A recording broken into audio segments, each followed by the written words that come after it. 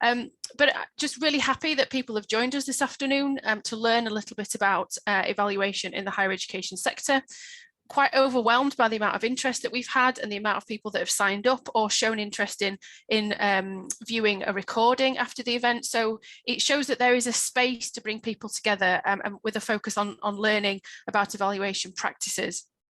And it's really nice to see, as I mentioned earlier, names that we don't recognise, names that haven't necessarily engaged with before, and that's great. It means that we've had some reach across the higher education sector that potentially we've not had before, that's absolutely fantastic.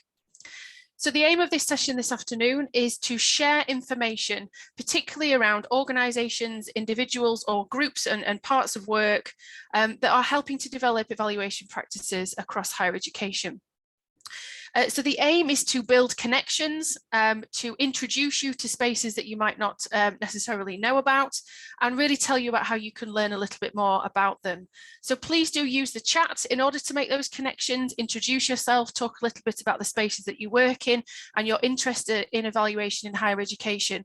And I am convinced there will be some like-minded souls out there that you could make some connections with. So please do use this space in order to do that.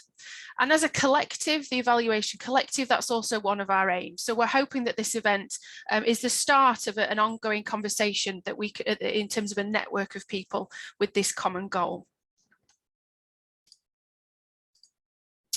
So just to let you know, this is obviously, because you're all here, hosted on the Zoom meeting platform. So this is not a webinar, it's a Zoom meeting. So if we could ask people to keep their microphones off and muted during the presentations, that would be great. And if you are able, when we move into our question and answer session, we would love to see you on camera if you are able. So this, the presentation section of the meeting this afternoon is going to be recorded, and that's because we've had some requests from others to share that weren't able to be with them. We're then going to host the recording on our Evaluation Collective website, and we'll make that available to everybody that attended today after the session as well. One of our colleagues, Naomi, has also suggested that we might embark on a bit of a map of who's doing what in what spaces.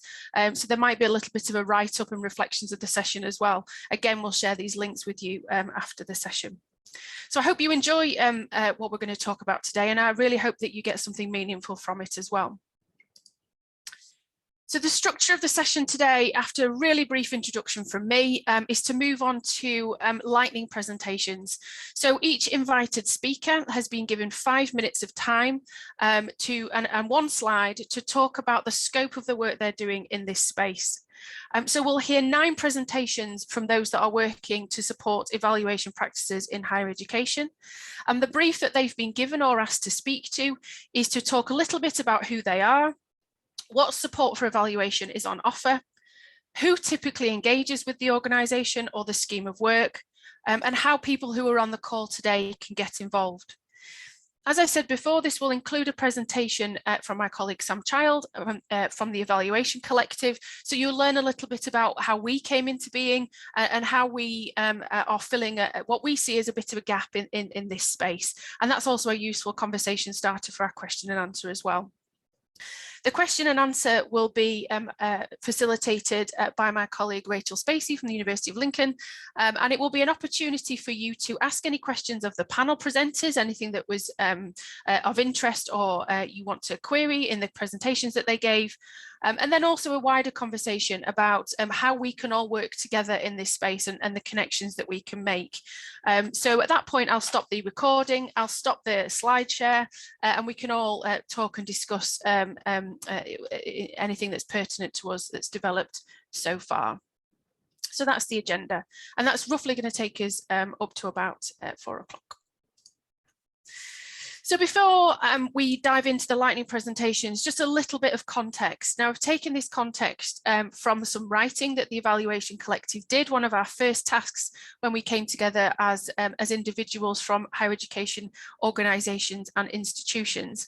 And we started to think a little bit about how we defined evaluation, and then we started to position ourselves and using this phrase, evaluation advocacy.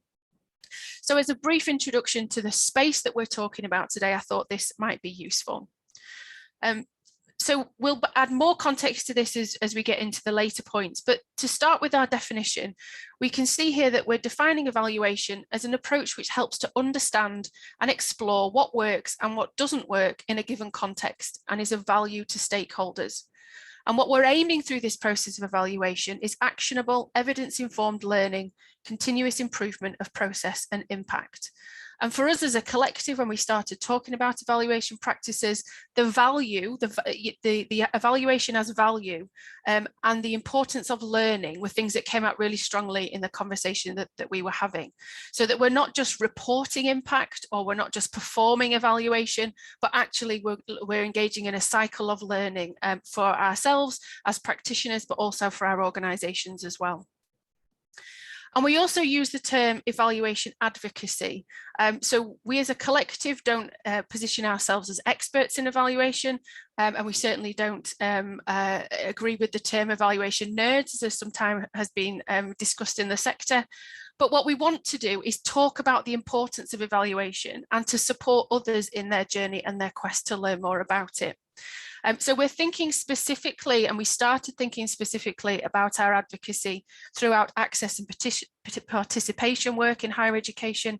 But I think it's broader than that now. I think the mantra for evaluation has moved beyond APP and access and participation discussions, and almost touches everything that we do in higher education institutions at the moment.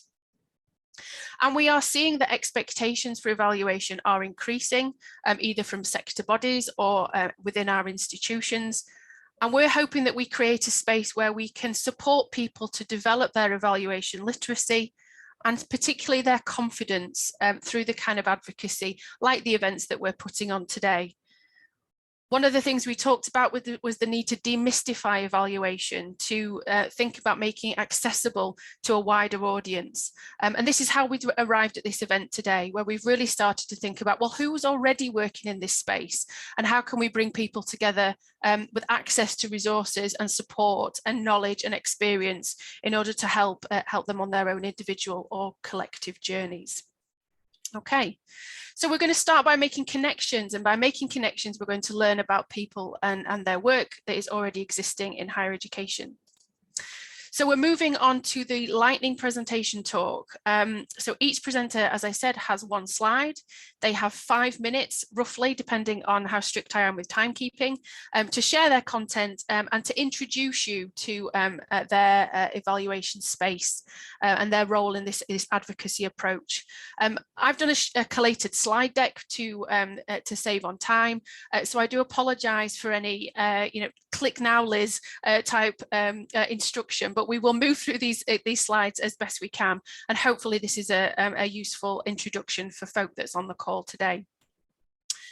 So my first presenter is Muriel Alexander, and I'm going to move over and introduce her now, who's going to talk to us about the work that they're doing up in Scotland in SCAP. So Muriel, over to you. Yeah, you're muted, Muriel, just need to... Right, there you go. Hello, can you hear me now? Yes. Okay, thanks very much, Liz, for inviting us along today. SCAP, for anybody that doesn't know, means Scotland's Community of Access and Participation Practitioners. And SCAP is part of the Framework for Fair Access framework, which was established in 2018 as a result of the Commission for Wider Access, which noted that there was uneven access to higher education from different socioeconomic groups across Scotland. The framework was designed to support those involved in access to understand and contribute to the evidence base of the most impactful forms of access activity at each stage of the learner journey. There are 2 strands to the framework: SCAP, the sector-wide professional network of practitioners engaged in access and participation work, and secondly, a toolkit which demonstrates good practice and impactful activity. SCAP really started in May 2019, but with robustness from 2020 in January. Its aims and objectives are to embed, enhance and support effective practice across Scotland via networking, training, learning and development, ensuring quality of practice and encouraging engagement with the toolkit and evidence-based activity. We aim to be inclusive. We've got 360 members from 19 HEIs across Scotland and some from south of the border too, 14 colleges, 26 charities and voluntary organisations, and they represent a range of interests and activities. We aim to be sustainable, and we've got the luxury of currently being funded by the Scottish Funding Council, but we need to find other funding sources for the future. And we just started in January, and then the pandemic hit in March. We had full intentions to develop work with the toolkit, but everything had to be reshaped and changed with the pandemic. So what we did was we set up a working group engaged in evaluation and research, and this was drawn from our schools higher education programmes, of which there are 4 across Scotland, and experts who are also involved in evaluation. We had an event in 2021 and we had over 60 people who turned up from a range of different capacities in research, evaluation, wider participation, practice, etc. And we were quite overwhelmed by the interest in that, and this really tested the water for us. And what we learned from that there were a number of gaps. We had a good response from the event, but what we realised that there are other people out there and we need to establish ways of who they are and where they are and what they're doing. We've got no forum that I know of in Scotland to bring people together who are involved in evaluation work. And so the research group has really been trying to do that. There's little activity in the charity sector and to a lesser extent in the college sector. Evaluation takes place, but not in a systematic or sector-wide approach. And some of the activities which are nationwide are perhaps not being evaluated as widely as we would have expected.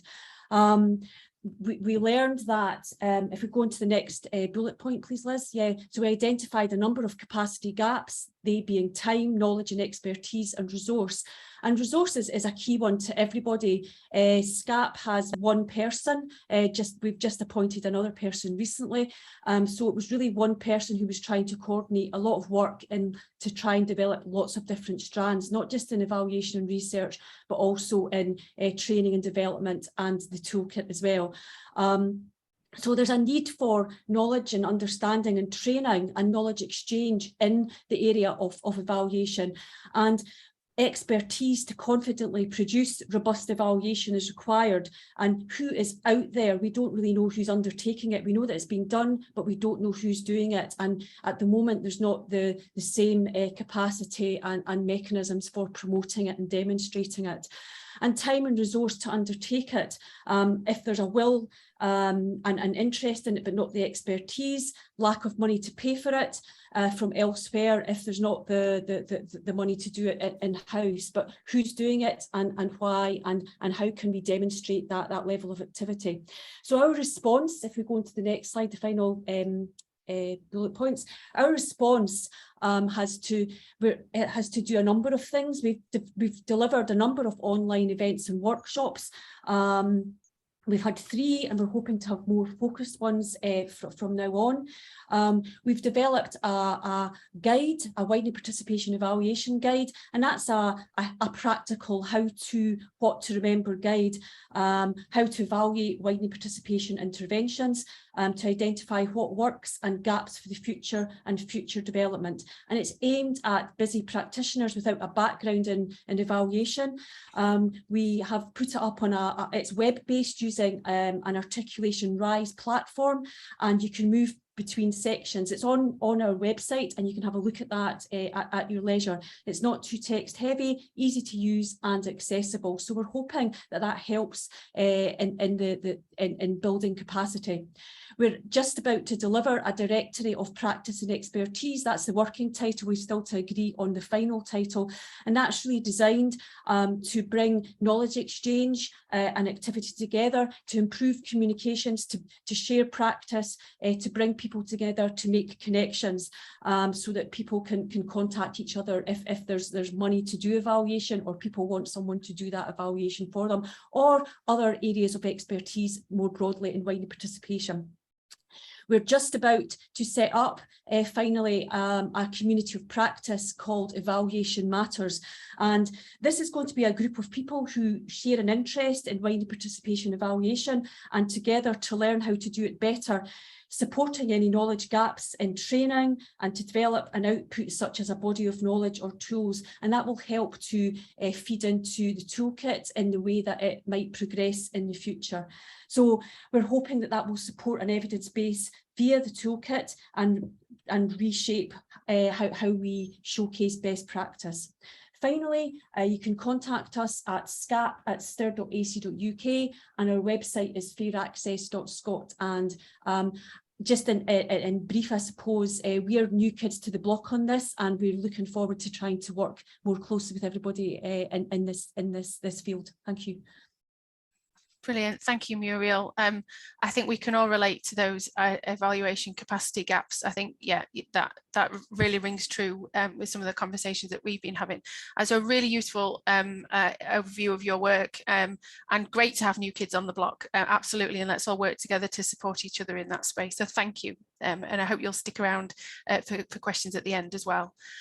So to move on now to our second presentation, and to introduce Rain Sherlock from TASO, who's going to be talking about our UK What Works Centre in higher education. Rain, over to you. Super, thank you, Liz. So yeah, as Liz has said, I come from an organisation called TASO, which is the newest of the What Works Centres. It stands for the Centre for Transforming Access and Student Outcomes, which is a bit of a mouthful, but yeah, commonly known as TASO. We're kind of an independent hub for higher education professionals, and we provide access to research toolkits, evaluation guidance, methodology guidance, and we're kind of set up by a consortium of partners to work with and for the HE sector and kind of upskill and capacity build, particularly in the evaluation space and the production of evidence. So we were established over 2 years ago now by a combination of King's College University, Nottingham Trent University, and also the Behavioural Insights team, who are a kind of research organisation in the UK. We have since spun out and become independent, and we're now a kind of separate charity and exist and operate in our own right. We are also funded by the Office for Students, and that funding ran from 2019 up until 2023. So we're still in that kind of first startup phase, I guess. So our vision is to eliminate equality gaps in higher education, and our kind of mission, or how we want to do that, is in kind of improving young lives and lives through evidence-informed practice and access to HE. There's a number of ways in which we do that, and I've tried to distill this into kind of one slide in 5 minutes, but I'll kind of run you through the key resources. So the first is that we have a kind of series or several evaluation training materials that can all be found on our website. So everything's kind of open access, really available through the TASO website, which I can drop a link to. So you can read about a kind of monitoring and evaluation framework, which is a kind of broad overview 4-step phase to evaluation. And there's also a series of kind of pre-recorded training webinars, so you can specifically watch a webinar on kind of survey design, or like pre and post test design, or randomized control trials. There's a series of different topics that have covered. We do continue to do live webinars and produce new content as well. We also then have kind of larger topics that we cover in our evaluation guidance. So this is a little bit separate to the training options. So we've done a kind of comprehensive report on research ethics in widening participation. So how to navigate and apply for research ethics if you're running a WP related study. Also a new set of guidance on conducting particularly impact evaluation with small cohorts. So any providers who are working with inherently small groups and need specific guidance on working with small groups. And we're also currently developing a validated survey that will be used to measure intermediate outcomes within the WP sector. So thinking about outcomes like critical thinking or sense of belonging will be covered in that survey. We also have something that we call an evidence toolkit, which I think the word toolkit is used in lots of different ways. In this context, it is so it's an online resource where you can kind of select or filter based on a specific intervention. So you might want to look at financial support or information, advice and guidance or summer schools, and then it basically summarizes the existing body of evidence on that intervention. So if you filter through and look at summer schools, it will tell you what the current state of the evidence is for the efficacy of summer schools with different groups. And that toolkit is kind of filtered into pre-entry, post-entry, and then post-HE, so thinking about employability and employment outcomes as well. We also work through research partnerships. So I have seen some familiar faces on this call, but we put out kind of open invitations to tender periodically throughout the year, and we look for higher education providers to partner with us and trial either new interventions or just set up studies to understand the efficacy of existing interventions. So an example at the moment is that we've just commenced a project to understand more about learning analytics programs and what the efficacy of learning analytics is for student outcomes, kind of on-course student success. So keep an eye out for those kind of invitations to take part and be a research partner. And I specifically wanted to speak to kind of who we work with and how to get involved. So at the moment, we work with quite a wide range of stakeholders, a lot of WP practitioners, and that might be kind of outreach, pre-entry work or on-course student success. So practitioners working with students once they're WP students once they're at university or within higher education. We work with a lot of research and evaluators, obviously, our kind of key audience for all the evaluation training and guidance, but also senior leaders and policymakers. We are funded by the OFS, so we do try to influence kind of the evaluation task force and government policy, as well as a What Works centre. And how to get involved. A lot of what's outlined on this slide is already available through the kind of TASO channels and website. So there is I don't know if self-help is the right term, but there's a kind of help yourself element to this. You can just log on and explore, but also you can kind of engage through our newsletter and socials, and you'll then hear about upcoming and new events and also new invitations to tender and take part in upcoming research. Also, do just get in touch. You can email TASO at, I think it's info@taso.org.uk, or my email, which is just rain.sherlock@taso.org.uk. Always really happy to hear from people, and definitely excited for the Q&A and just to hear more about what might be useful or helpful for TASO to deliver in the future. Not sure how I'm doing with my 5 minutes, Liz, but I'll stop there. Thank you, Rain. Yeah, brilliant. A huge amount of information there, and hopefully that's useful for people. Just to clarify, in relation to the scope of your work, kind of geographically, this is a UK-wide initiative, Rain? So at the moment, it is focused on England and Wales, which is in line with the OFS funding remit. But project by project, we do receive kind of responses to tenders from HEPs, both in Northern Ireland and Scotland, and are always happy to do that as well. Yeah, excellent. Thank you. No, I'm just, because I'm conscious that we've got colleagues from outside of England on the call today, so that's really useful to make that point. And your resources are open access anyway. So yeah, so thank you. Yeah, a huge amount of information there, and I hope that is useful for people. So thank you, Rain. So moving on to our third presentation, we are going to focus on Nirupi. So I'm going to hand over to Chantal, who hopefully is going to tell us what that stands for. Chantal, over to you. Thanks, Liz. Yes, it's another one with a bit of a mouthful. So, yeah, I'm Chantal. I'm the Research and Development Officer at Nirupi, and I'm standing in today for my manager, Annette Hayton, who actually was one of the kind of founders of the network. So it stands for the Network for Evaluating and Researching University Participation Initiatives. And the aim of the network is really to reduce inequalities in higher education access, participation and progression. And what we are is a community of praxis. So we're combining theory and practice for evidence-based informed evaluation to support getting better interventions in inequalities into higher education institutions. Who are we? Who are we made up of?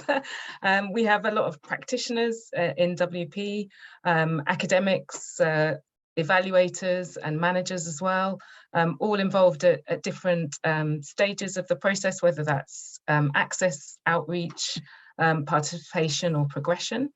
And we also engage with policymakers and consultants as well.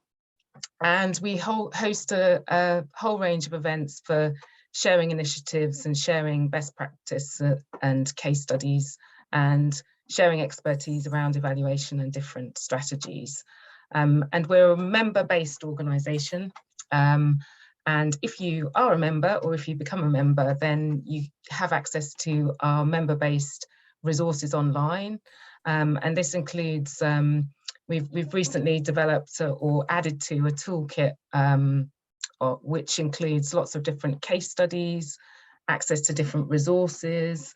And I think we've also just finalised a question bank as well, which is really useful for people who practitioners in evaluation. And that's constantly evolving and being updated with support through the network and from our members. And we also have several working groups. These are mainly member-led as well. So for example, we have one on access and participation plans, so responding to OFS. We have another one on UniConnect groups. We have another one on student voice. We've currently got one looking at racial and ethnic inequalities in relation to degree outcomes and things like that. And we've got a couple of others on pedagogy as well. And you can find out more on our website about those. And the whole network is kind of underpinned by a capability framework, which was developed by Annette Hayton and Andrew Bengry of Bath Spa University. And this really underpins all the theory and practice around widening participation and helps people to design their programs and their evaluation for WP. We've got a steering group and an academic advisory board also, and members of our working group are also on that steering group, so they kind of help to lead our focus. And we are institutionally membership based, but once your institution is a member, then any member of your institution can participate, and most of our events are completely free. I think this year we did make a small charge for our convention, but all of our other events are free. And the subscription is £1,650 for larger institutions and UniConnect, and for smaller organisations it's £660. So it's an absolute bargain. and I would say that the network itself, I've only been involved for the last 6 months I came on board, but it's a very much a family at NARUPI, and we do encourage people who haven't got so much experience, who are new to widening participation. So we have quite a lot of younger people who come in, and also have obviously a lot of experts, and it's kind of really about that sharing and knowledge learning in a space that allows for that to happen as well. You can find out more at narupi.co.uk, and you can find out more about our framework on there as well. So I'll put some links in the chat for people to refer back to. Thanks. Excellent. Thank you, Chantal, and for making sense of the acronyms, but also exploring all the things that you do at NARUPI. And I know we were in contact with Annette when we were putting this session together, and she was really keen to be part of it, and for your organisation to be part of it, to show what you've been doing in this space. So thank you for taking up that request for her. Lovely. Okay, so that was NARUPI. So moving on to our next presentation. And I'd like to introduce Emma and Ruth from SIA, or /Applied Inspiration, and they're going to tell us a little bit about their organisation. So Emma and Ruth, over to you. Thank you, Liz, and thanks for inviting us to be part of the day today. It's been really interesting so far. Yep, my name's Emma Thomas. I'm Managing Director of Applied Inspiration, and we run the SIA service. So SIA sits under Applied Inspiration as an organisation. I'm going to talk briefly today about this is a member organisation, and it stands for another acronym there, so the Specialist Evidence Evaluation and Research Service.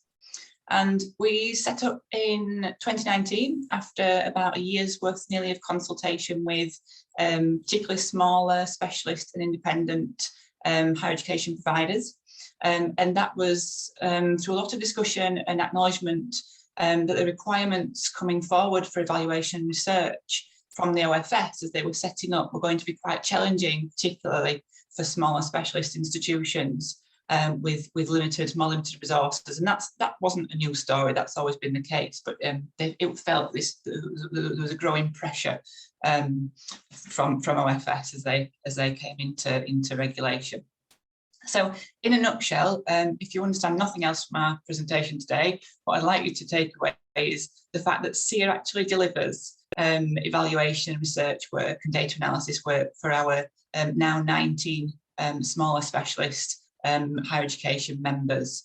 So that's everything from scoping to delivering and developing the tools and methodologies for research and evaluation processes, to data collection, data analysis, and then obviously producing the reports and also the recommendations to improve practices.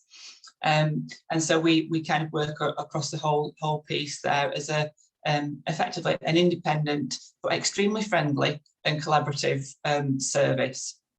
And we set up with 4 objectives. So our members benefit from these pieces, which, even though we're a few years on now from our establishment, still remain very much right for our service. And number 1 is around meeting access and participation plan commitments and regulatory requirements. So that's what we like to term our low watermark. We make sure that our members are meeting those commitments that they place in their plan. We make sure that they're responding to the OFS and are in a good position then when obviously the monitoring and reporting comes round, and OFS are asking for that evaluation and that evidence base that informs your practice. That's number 1.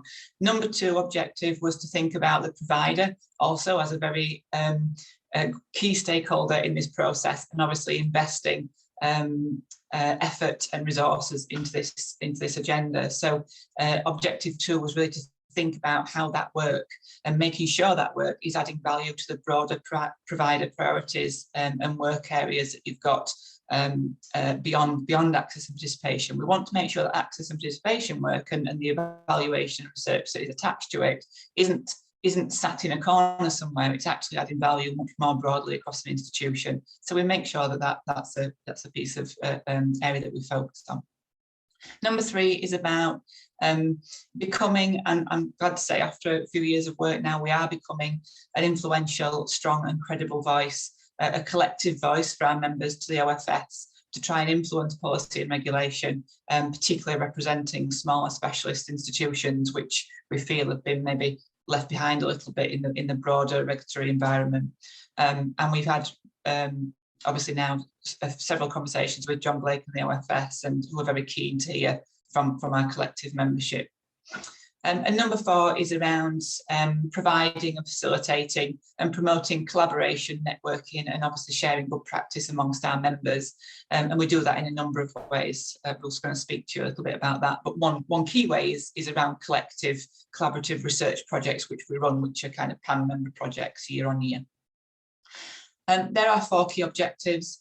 We do work across access, transition, success and progression. So we're meeting the whole learner journey there. But our individual members can weight their effort in certain areas if they're required to do so. So if you've got lots of targets or concerns in the success area, most of your work might be focused in that piece. We're continuing this year to operate a collaborative service. We started off collaborative. We started off with lots of consultation as we establish the service. We continue in that way. Our members help to direct our work and inform our work on a regular basis, and also through our quarterly SEER steering groups as well. And this partnership working also enables us to have more of a capacity building approach through training, coaching and advice, as well as I say, delivering data analysis, evaluation, research on our members' behalves. And more recently and increasingly, we're also finding that our research and evaluation unit, which is part of SEER, is also starting to deliver one-off specific projects for providers outside the SEER membership as well, and beyond the higher education sector as well. So with higher education providers, but also we've completed recent projects with UniConnect, partnerships, and also some other charities as well in terms of developing their evaluation and research capabilities. I'm going to flip to Ruth now. Ruth's our head of SEER, and she's going to talk about our 6 key service areas and give you a few examples of the work and what we do. Thanks, Ruth. Hello everyone, nice to see some familiar faces and some new faces as well. So yeah, I'm head of the CS service, and we divide our work into 6 service areas that are listed there.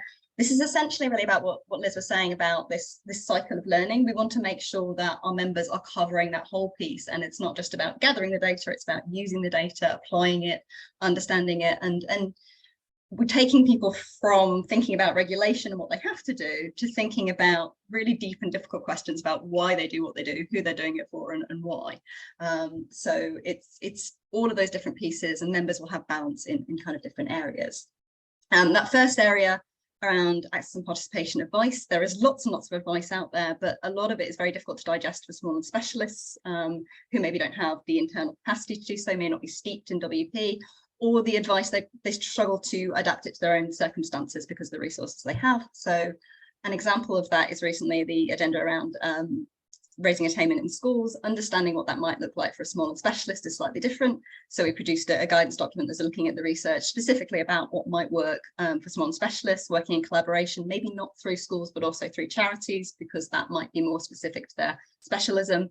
And also then inviting them to take part in a collaborative research project, which is going to be an opportunity to work together across our members to identify some of those things that particularly work for specialist organisations.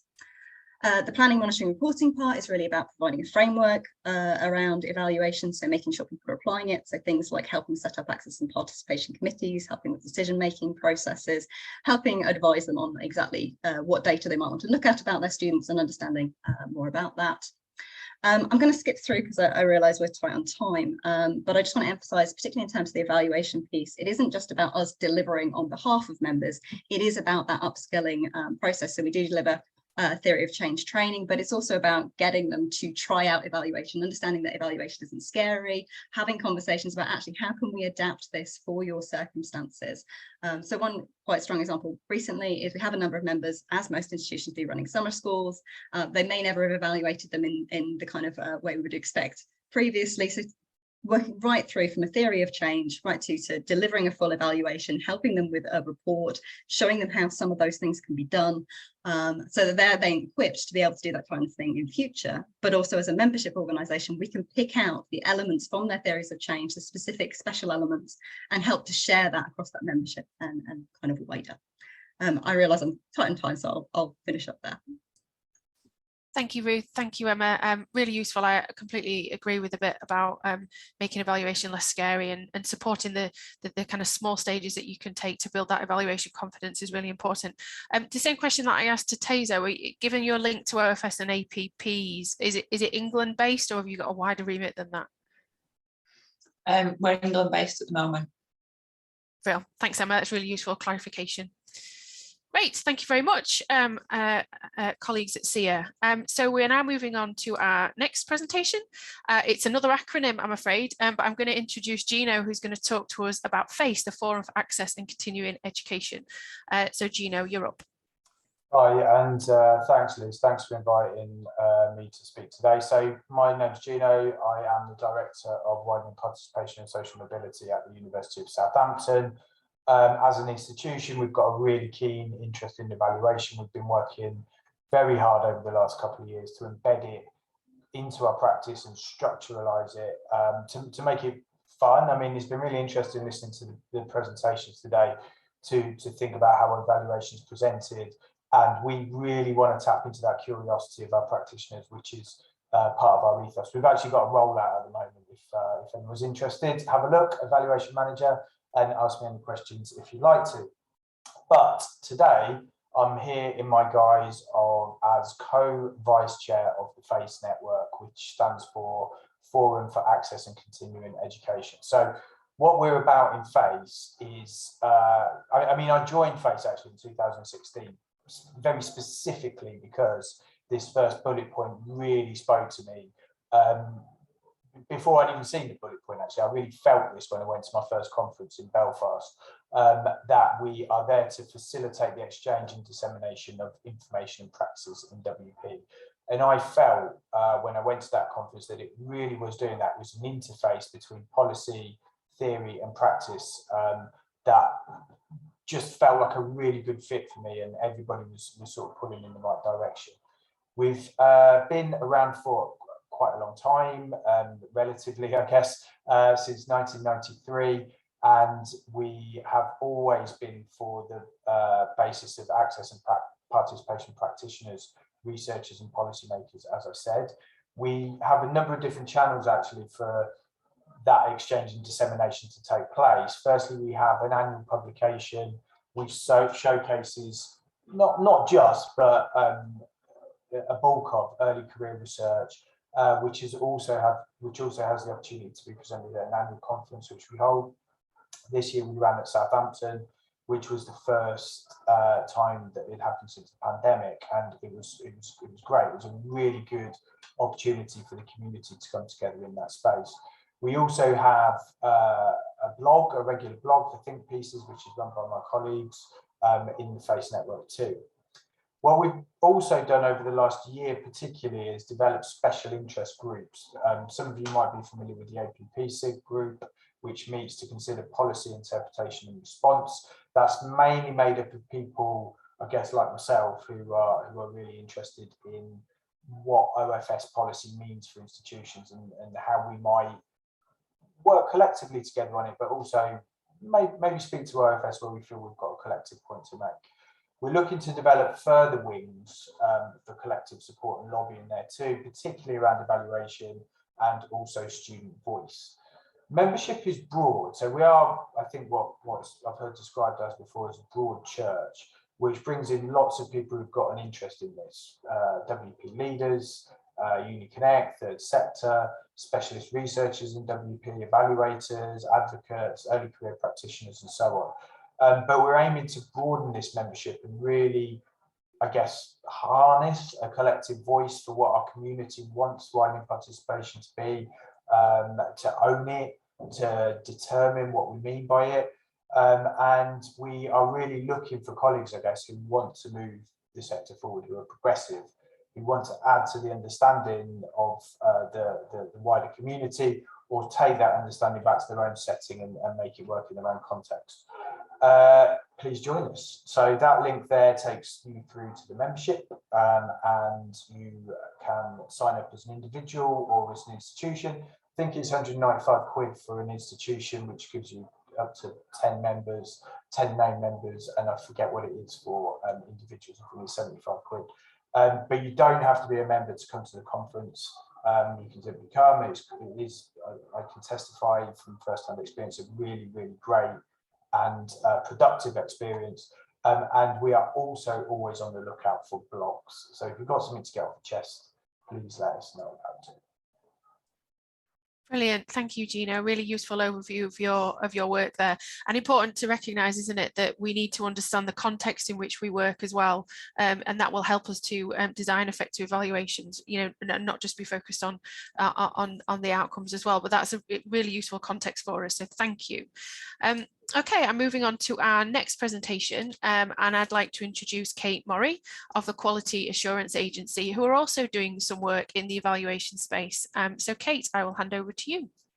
Brilliant, thanks Liz. I think many of you will know QAA as the designated quality body. I think that's the image we have, you know, potentially clipboard on the way around, making sure, sharp intake of breath, you're all doing your work well. So, you know, that is one aspect to the QAA.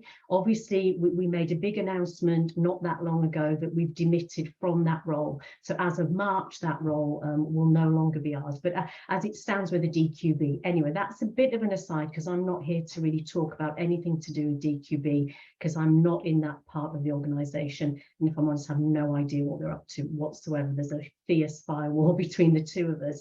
I sit in QAA membership.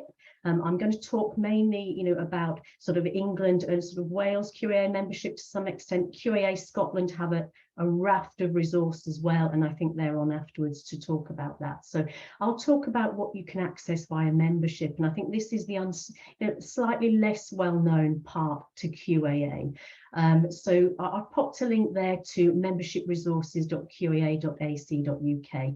I would imagine every organisation on this call is a QAA member. We have two that aren't. So kind of bad luck if you want to in one of the two, but you know, most are, and they range from very, very small independent specialist providers. I think our smallest member has 80 higher ed students, obviously, to the real big hitters, which are the 30,000 students. So it's a very broad church of membership, and our members often talk to us about, we really need and want some help with data, evidence. You know, they're under the cosh often to prove that what they do is working, and our audience often is quality managers, but it's much broader than that. A lot of our resource is aimed at academics, so I think that's a bit more unknown, that we've got a raft of resource on teaching, learning and assessment via that link.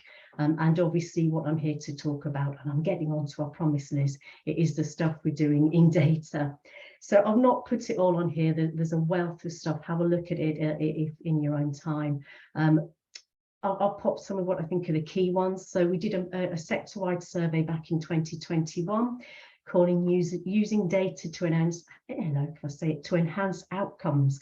And we asked our members, how are you using data? You know, you're dumped with a lot of data often, and you're having to make sense of it. And they, you know, they acknowledge that actually this data lake can be overwhelming. Now, how do we analyze it? How do we get into it? Where do we start? How do the data teams talk to the quality teams, talk to the academics? How does it all work together?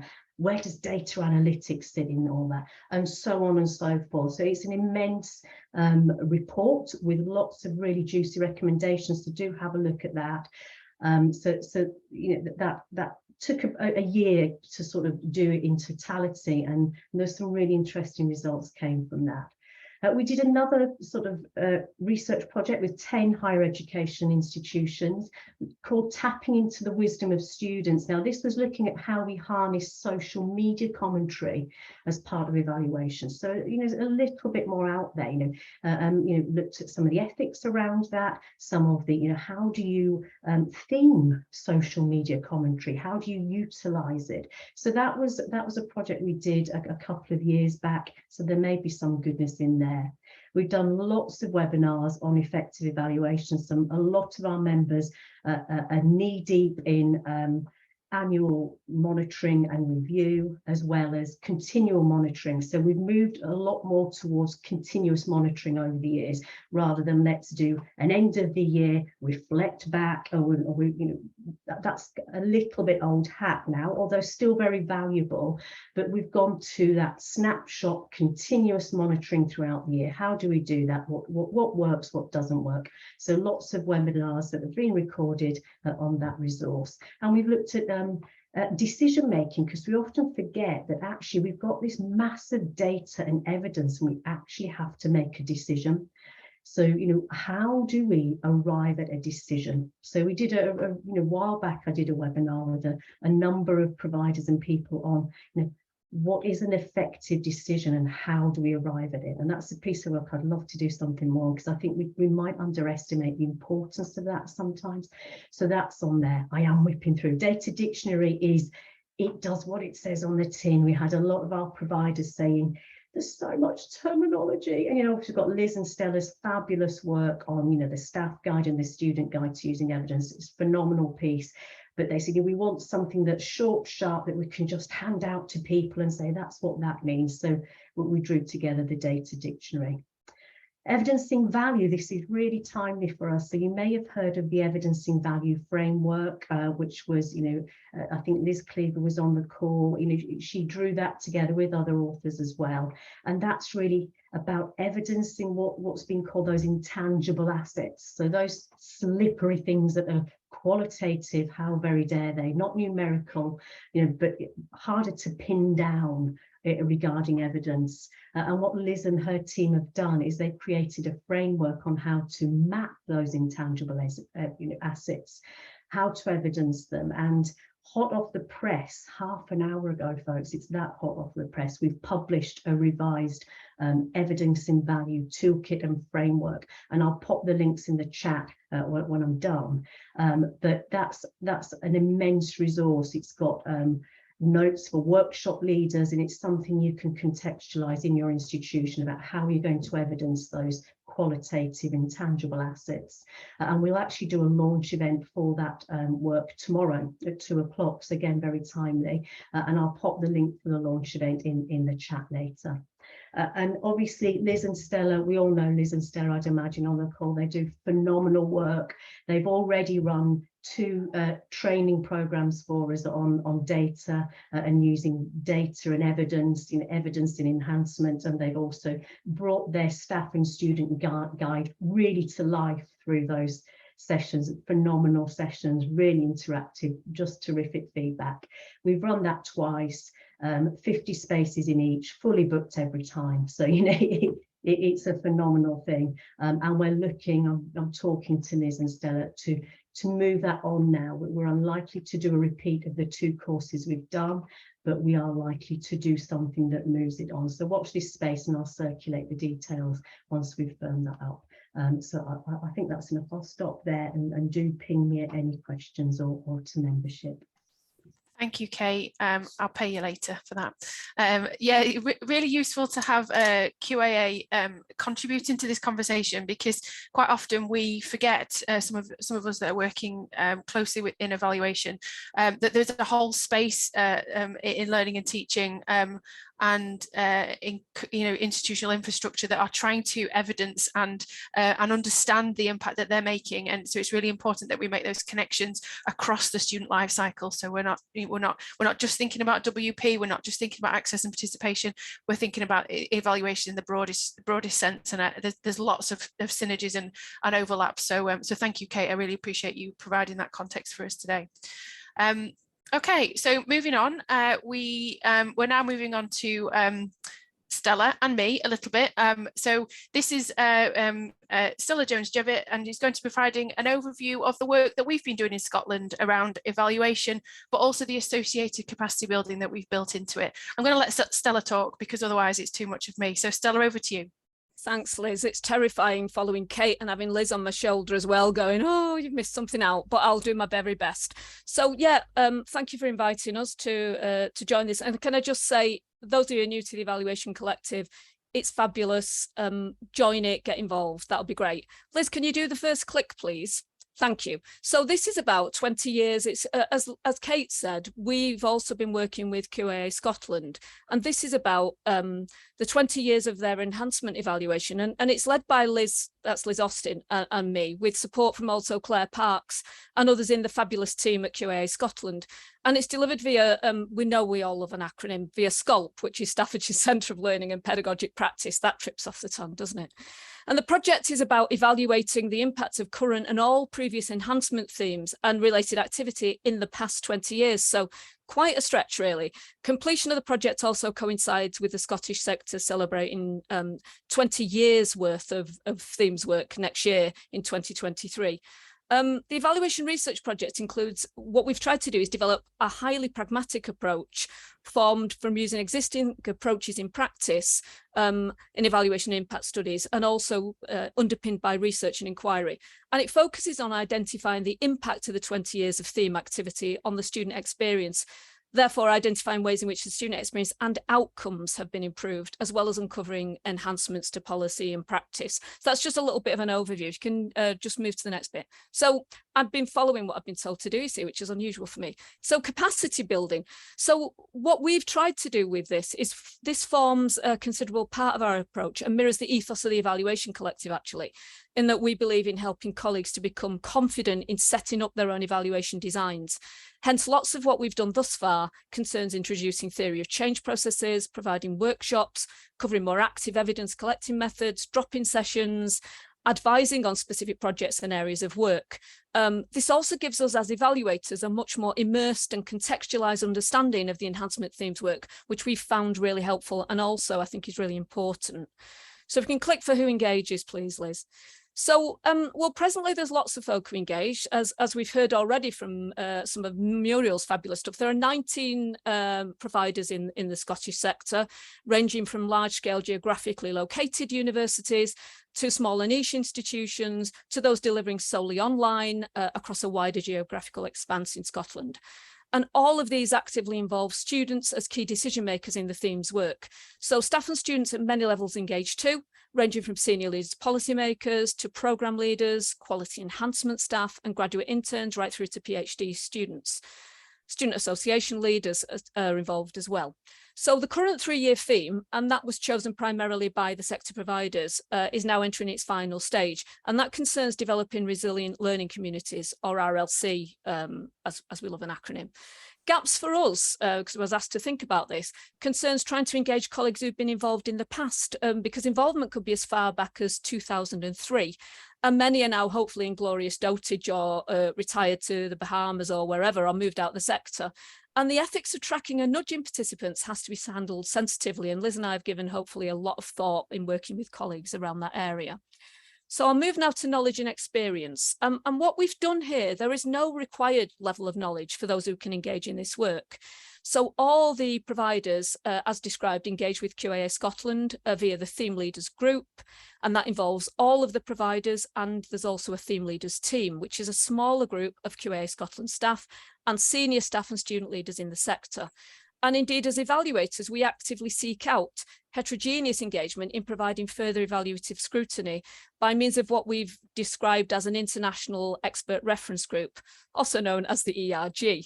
And this group meets roughly bi-monthly to scrutinise our evaluation route map or protocol and the emerging evidence, and also the decision-making made by us. Kate mentioned that earlier, decision-making made by us as evaluators around findings and process, because we feel that we should also be held to critical scrutiny. In terms of involvement, which is the next click, please, Liz, colleagues get involved via the groups described. And there's also a wealth of resources here that are available to you if you're interested, both concerning some of the learning objects created around the evaluation process and the wider provider student generated materials, of which there's lots of outputs. And they're all on the enhancement theme site, which I'll link to later. Furthermore, we're inviting colleagues to test something out called the Universal Evaluation Framework, or UEF. And now I'll talk a bit about that. I'm conscious of time, so I'm going to romp. So in assisting this drive for effectiveness, the evaluation team, that's Liz and I and others, are in the process of creating a universal evaluation framework. And this aims to liberate colleagues, and we don't think that's too strong, from their fears around evaluation capabilities. We're hoping that the framework we propose creates a game-changing tool to offer colleagues a way of gathering evidence of what works in an accessible way. And we're offering a tool that will support all, regardless of level of evaluation experience, role and starting points. Hence, we have newcomer, established and accomplished routes in which people can engage.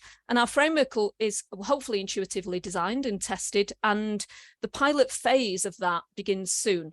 So the intended outcomes of use include the development of evaluation capabilities, increased confidence for evaluating change in higher education spaces, and in an evidence base for decision-making regarding student outcomes. The interactive tool will engage colleagues in ways to plan, design, implement, and learn from their evaluations. And moreover, the tool, which we're really excited about, will capture personalised records of the phases of evaluation and the underpinning evidence. So it does two things together. And we feel this is particularly important, not only for the transparency of what's working, but what might not be working. And that we would argue is a really neglected space. And as responsible evaluators, we feel we should all be sharing what doesn't work as much as what works as well, and why it doesn't work. So just finally, Liz, if you can just do a couple of clicks, we'll get to the web link. And there's more information about all of this stuff, which you can see there, and I'll put in the chat as well. I mean, Liz, I don't know whether you have anything to add there. I've tried to keep to time. Brilliant, thanks Stella. No, a really good overview, and one of the reasons I wanted to bring this to the group today is it's a really good example of a focused bit of work. It runs across an entire sector, but that there is some targeted resource for evaluation built in at the outset, and through that dedicated resource, what Stella and I haven't done, we haven't assumed that everybody can provide us with impact evidence, but we've provided some support for the generation of that evidence. So it's been really important for us to embed some capacity building into that. And as many resources as we have that are kind of open access through the link that Stella's provided, then we're more than happy to share. Hopefully there'll be some really useful lessons from that. And the Universal Evaluation Framework is something which we want to run across the sector, so not specific to Scotland in itself, and also further afield. So we feel like it could have a real legacy from the work that we've been doing in Scotland. So thanks, Stella, for that overview as well. Okay, so just finally, we are a little bit behind time, so I'll run really quickly through these this slide, and then I'll pass over to Sam. So we have the NEON group here, and unfortunately Emma wasn't able to attend the session today, but it was really important that I included her slide in here. So she wanted to make attendees aware of the Establishing Evidence and Measuring Impact Working Group, which is led and is accessible through NEON membership, and it's really trying to support and shape how we prove the worth of our work within higher education institution. And again, they have a very specific link in relation to advocacy towards the Office for Students. It has an evaluation focus, so it's aimed at anybody with an interest in evaluation and a broad range of stakeholders, as you can see there, across the student life cycle, so people who are involved in access through to success and progress. Emma's also included some information there about how you can get in touch with her, and also how you can join the NEON working group, specifically around evaluation and evidence. So there's a institutional membership, and there's also a fee per meeting if your institution is not a member. But again, really important to highlight the work that they're doing in this space, and for those people on the call today. So I did say to Emma that I would include that, and I'd let people be aware of the work that they do. So finally then, and then we'll move on to a Q&A. I'm going to pass over to my colleague, Sam, who's going to talk a little bit about the Evaluation Collective and how we might fit into this complicated web. So Sam, over to you. Hello, it's good to see you all. So the Evaluation Collective was actually set up, it basically stemmed from a conversation at a conference about how there was lots and lots and lots of guidance and support for evaluators in access, but that there was less for those evaluating initiatives focusing on current students, so on participation, on success, on progression. So that was where this came from. And I feel like we're very, very new to the block here, very new. And so we're learning as we go. I think it's really important to note that we want as many of your views as possible. We want to hear from you. What do you want the collective to offer? All our events we aim to keep free, will be free, but we really need your input in terms of what can we do to support you in what you do. So please do chip in. If you'd like to join the network, there is a mailing, I'll put the link in the chat in a moment. There is a link to the mailing list. Rachel and Liz lead the group, but then there are other initial members dotted across the sector, sort of thing. Anyway, that was it. Thank you. Thanks, Sam. So obviously the collective have hosted the event today, and as Sam said, we are trying to, or we think there might be a gap, but this conversation today has been really useful in sharing what the connections are between other organisations, and thinking about how we can be really mindful of the gaps, but also any overlaps in provision. So what we don't want is a sector full of acronyms and nobody knows what they are and nobody knows who to go to. But so what we're trying to do as a collective is maybe bridge the gap between some of these organisations, signpost, fill in, provide opportunities for conversation. So if you are interested in joining the collective, as Sam said, please do get in touch, and there'll be some more, there'll be some follow-up communications with you as well, if that's of interest to you. Okay, so we've moved on from our presentations. We're a little bit over time. We were never going to stick to time, were we, when I gave such a strict remit for 5 minutes and everyone's got so much interesting stuff to say. But we're going to move on now to a question and answer session. So this will be facilitated by Rachel, and attendees are invited to ask any questions of the panel presenters. Please do kind of raise your hand or type something in the chat, or there may be things in the chat that I haven't had a chance to look at yet, and people might be interested in picking up some of those. I'm going to stop sharing my slides, and then I'm going to stop the recording as well. And whilst I'm doing that, I'm going to hand over to Rachel. Over to you. Thank you, Liz. Hi, everybody. I'm feeling a little bit overwhelmed after